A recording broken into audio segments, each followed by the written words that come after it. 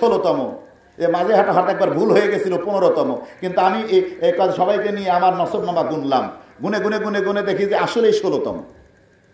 আর আলী রাদিয়াল্লাহু থেকে 40তম।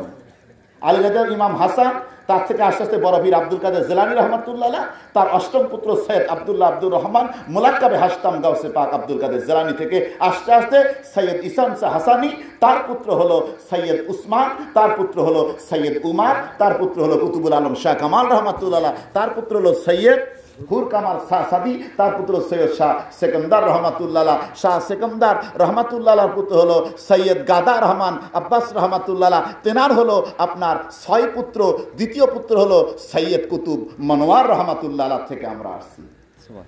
আর জনপুরি বড় হুজুর কেবলা, আরে এত বড় আল্লাহর ওলি ছিলেন, আপনারা তার চেহারা দেখলে আপনারা লাফালাফি শুরু করে দিতেন। আজ থেকে হুজুর কেবলা 14 বছর আগে ইন্তেকাল করেছেন, 14 না 16 বছর আগে হুজুর কেবলা ইন্তেকাল করেছেন। আমার মুর্শিদ কেবলা, তার চেহারা এত আল্লাহ, কথায় কথায় কারামত প্রকাশ পেত। ওনার সামনে বাংলাদেশে একবার আপনার চিটাগাং যারা গান বাজনা করে তাদের সাথে মাইজ ভান্ডারির বাহাত ছিল, সব হুজুর রাজা হুজুরের পাও ধরে কয়, হুজুর ভুল হয়ে গেছে, মাফ করে দেন।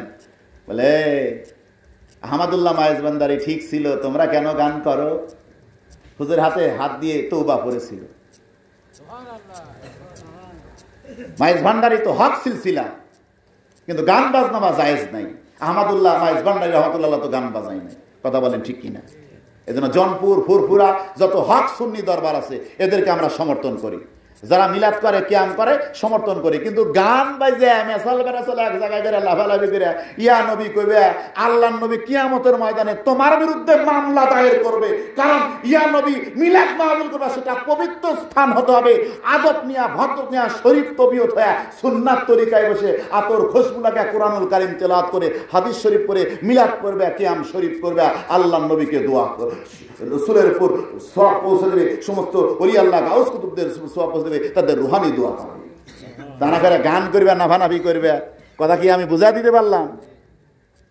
সৎ কাজের আদেশ করবেন, অসৎ কাজের নিষেধ করবেন, কোরআন তেলাওয়াত করবেন, নারীদের পর্দায় রাখবেন, অন্যায় কাজ দেখলে আল্লাহর রাস্তায় জিহাদ করবেন।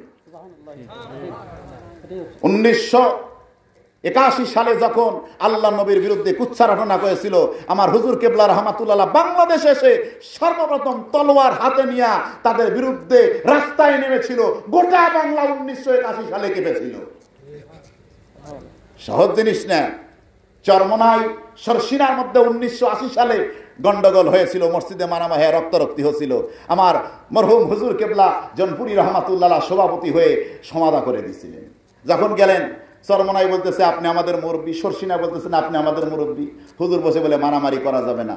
ও চরমনাই পিসাব, তোমার দাদা তোমার বাপ মরহুম সাহাব সারা জীবন জনপুরীদের গোলামি করেছে, মিলাদ কিয়াম করেছে।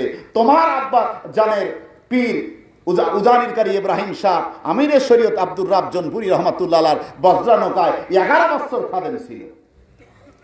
ইতিহাস এই জন্য ইসহাক সাহেব বলছে আমাদের পীরানে পীর হলো কারামত আলী জনপুরি, আর আল্লামা রুহুল আমিন বলছে কারামত আলী জনপুরি তরিকতের কিতাবে যেরকম সবক আদান প্রদান লিখে গেছে, আমার ফুরফুরা আবু বকর সিদ্দিক সেইভাবে মুরিদ করে সবক দেয়। কথা কি বুঝতে পারতেছেন? আল্লামা নিসার আহমদ রহমাতুল্লাহ আলাইহির দাদা কারামত আলী জনপুরি রহমাতুল্লাহ আলাইহির মুরিদ ছিল।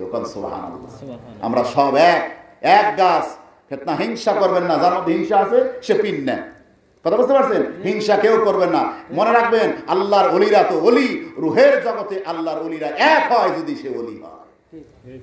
আল্লাহর ওলিদের এমন পাওয়া আমার জীবনে বাস্তবে বহুত কিছু দেখেছি, আল্লাহ আমাকে দেখাইছে।